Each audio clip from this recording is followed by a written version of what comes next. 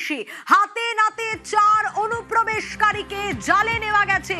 আরো বিস্তারিত এই বিষয়ে জানাতে পারবে অনুপ, রয়েছে আমার সঙ্গে। অনুপ, এই 4 অনুপ্রবেশকারী কিভাবে, কোথা থেকে পাকড়াও, কতদিন ধরে তারা এখানে?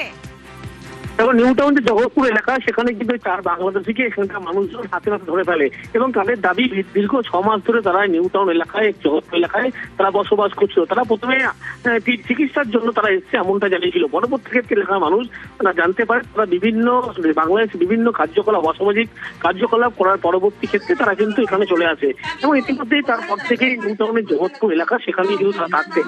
আজকে যখন তাদেরকে দেখে পরপর 4 জনকে কিন্তু সেখানকার মানুষ, তারা স্থানীয় লোকজন তারাই হাতে ধরে ফেলে।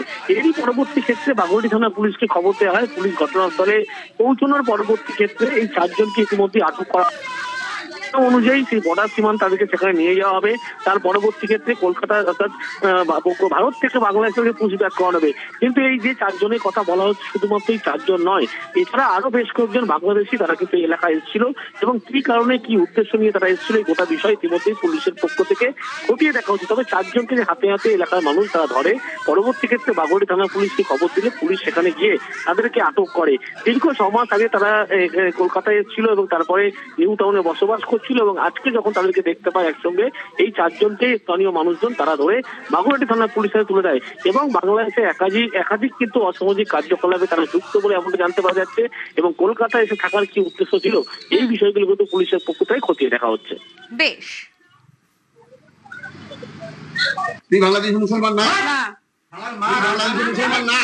বাংলাদেশ মুসলমান না?